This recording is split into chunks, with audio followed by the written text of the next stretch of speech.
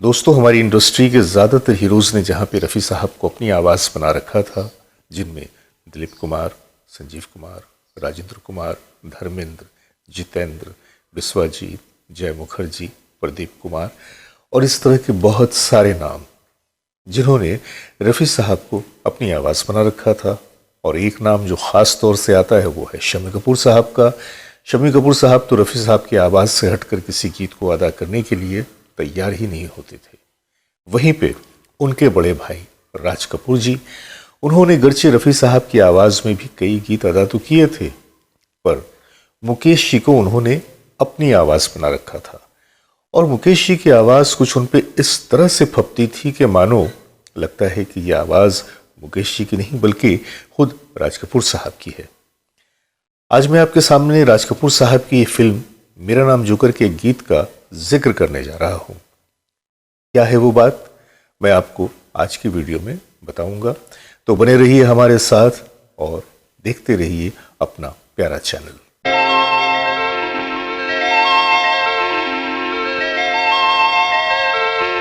जैसा कि आप जानते हैं कि राज कपूर साहब न सिर्फ ये कि एक एक्टर थे, बल्कि प्रोड्यूसर भी थे, डायरेक्टर भी थे और संगीत के प्रति भी उनकी रुचि बहुत ही ख़ास तरीके की थी। अपनी फिल्मों के संगीत पे भी वो बहुत ज़्यादा ध्यान दिया करते थे। मैं आपको ये बताऊं कि राज कपूर साहब की ज़िंदगी का जो एक सपना था वो था मेरा नाम जोकर। और ये सपना वो काफ़ी ज़माने से देख रहे थे, बल्कि यूँ कह लीजिए कि जब से उन्होंने फिल्में बनानी शुरू की थी तब से उनके दिमाग में कहीं ना कहीं मेरा नाम जोकर का कॉन्सेप्ट पल रहा था। आखिरकार 1964 में उन्होंने इस फिल्म की शूटिंग की शुरुआत कर दी। फिल्म की शुरुआत तो हुई, लेकिन उस फिल्म में कुछ ना कुछ प्रॉब्लम्स आती रही और इस फिल्म को कंप्लीट होने में 6 साल लग गए। बीच में उनके साथ कुछ फाइनेंस की भी प्रॉब्लम आ गई और नतीजा ये हुआ कि उन्हें फाइनेंस हासिल करने के लिए अपने बंगले तक को गिरवी करना पड़ा। इस फिल्म से ऋषि कपूर की भी एक तरह से शुरुआत हुई थी। उस वक्त वो तकरीबन 15 साल के हुआ करते थे और कई एक चीज़ें थी इस फिल्म में जो कि इसी फिल्म का हिस्सा थी। जैसे कि ये हमारे मुल्क की दूसरी फिल्म थी कि जिसमें 2 इंटरवल थे और इस फिल्म की जो ड्यूरेशन थी वो 4 घंटों की थी।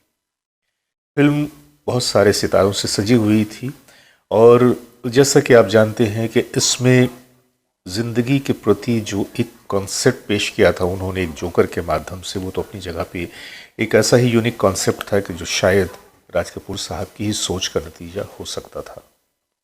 बहुत ही अफसोस की बात है कि ये फिल्म हालांकि बहुत बड़े लागत से बनाई गई थी, बड़ी मेहनत से बनाई गई थी, इसमें समय भी काफ़ी लगा था, लेकिन उसके बावजूद ये फिल्म अपने दौर की बहुत बड़ी फ्लॉप साबित हुई। हालांकि राज कपूर साहब ये चाहते थे कि ये एक सीरीज़ की तरह से बनाएंगे, जिसमें पहले मेरा नाम जोकर 1, फिर उसका दूसरा हिस्सा, फिर उसका तीसरा हिस्सा, और इस ख्याल को उन्होंने इस तरह से अपने जहन में बसा रखा था कि एक पार्ट उन्होंने पेश किया और फिर दूसरे पार्ट को पेश करेंगे, फिर तीसरे पार्ट को पेश करेंगे। और इसी ख्याल के पेश नज़र उन्होंने मेरा नाम जोकर में जो गाने रखे थे, इसके अलावा भी कई गीतों की रिकॉर्डिंग ऑलरेडी उन्होंने कर ली थी ताकि उन गीतों को अपने दूसरे पार्ट में वो डाल सकें। बहरकैफ मैं तो आज दूसरे पार्ट की या तीसरे पार्ट की बात नहीं कर सकता क्योंकि वो फिल्में बन नहीं सकीं, लेकिन ये जो हमारे सामने फिल्म बनी मेरा नाम जोकर, आज उसके हवाले से मैं एक बात आपको ये बताने जा रहा हूँ कि अगरचे इस फिल्म में कई गीत थे जो कि मोहम्मद रफ़ी साहब की आवाज़ में, मुकेश जी की आवाज़ में, आशा भोसले जी की आवाज़ में, मन्ना डे जी की आवाज़ों में रिकॉर्ड किए गए थे। गाने बड़े खूबसूरत थे, संगीत था शंकर जयकिशन का और गीत लिखे थे हसन जयपुरी जी ने और शैलेंद्र जी ने। तमाम गीतों की जब रिकॉर्डिंग हो रही थी तो रिकॉर्डिंग करते हुए एक गीत पे आके राज कपूर साहब थोड़े से कंफ्यूज हो गए कि वो सोच रहे थे कि गीत के जैसे बोल हैं, ये फिल्म का बड़ा ही ख़ास गाना होने वाला है और इसमें जिस तरह आवाज़ की जो अदायगी चाहिए, जो एक्सप्रेशन चाहिए, तो उन्हें लगा कि शायद इस गीत को रफ़ी साहब ज़्यादा बेहतर तरीके से अदा कर पाएंगे। हालांकि मुकेश को वो अपनी आवाज़ समझते थे, अपनी आवाज़ बना चुके थे और गर्चे उन्होंने कुछ गाने तो रफ़ी साहब की आवाज़ में गाए थे, पर इस बार हालांकि एक हीर उन्होंने रिकॉर्ड किया था रफ़ी साहब की आवाज़ में, बड़ा ही खूबसूरत हीर, सदक़े तुझ पे हीर फ़कीर सदक़े। ये अगर आप सुनेंगे तो यकीनन आपके रोंगटे खड़े हो जाएंगे।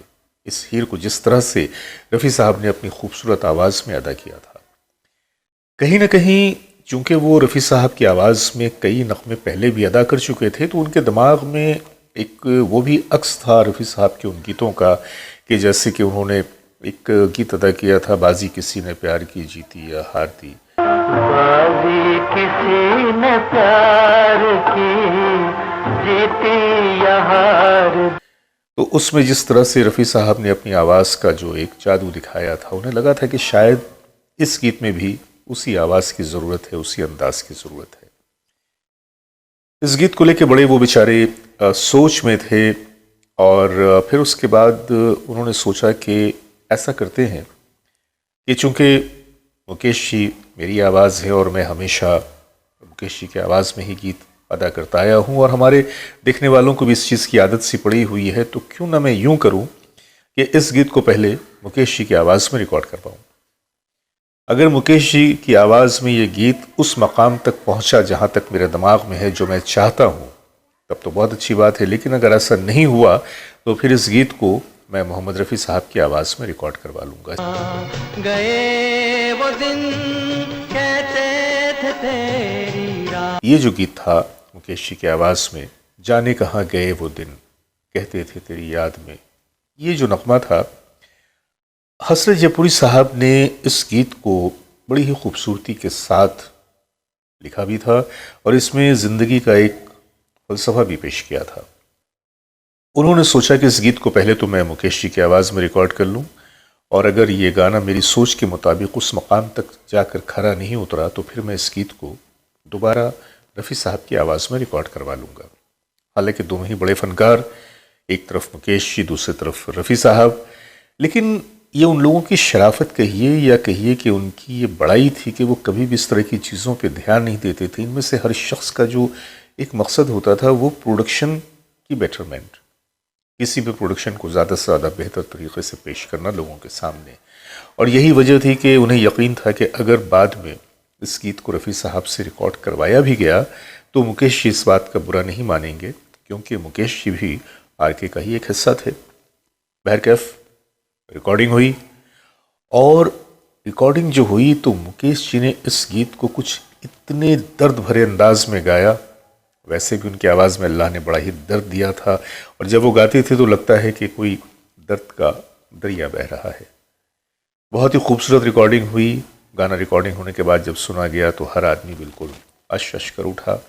राज कपूर साहब भी बड़े खुश हुए कि उन्होंने जो सोचा था इस गीत के बारे में, मुकेश जी ने बिल्कुल उससे भी आगे जाकर इस गीत को गा दिया। चाहे कहीं भी तुम रहो, चाहेंगे तुमको।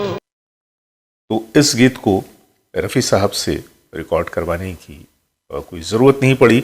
हालांकि मैं फिर से बताऊं कि ये वो गीत है कि जिसके बारे में कहीं ना कहीं राज कपूर साहब के दिमाग में ये था कि इस गीत को रफ़ी साहब से रिकॉर्ड करवाया जाए। तो ये थी आज की छोटी सी कहानी जो मैंने आप लोगों के सामने पेश किया। उम्मीद है कि आज की यह कहानी भी आप लोगों को पसंद आई होगी। पता हो तो भी ठीक, न पता हो तो मुझसे आपने सुन लिया। तो बस बने रहिए हमारे साथ और इसी तरह से अपनी मोहब्बतें बरसाते रहिए। और अब अपने दोस्त को इजाज़त दीजिए बहुत सारी मोहब्बतों के साथ। नमस्कार।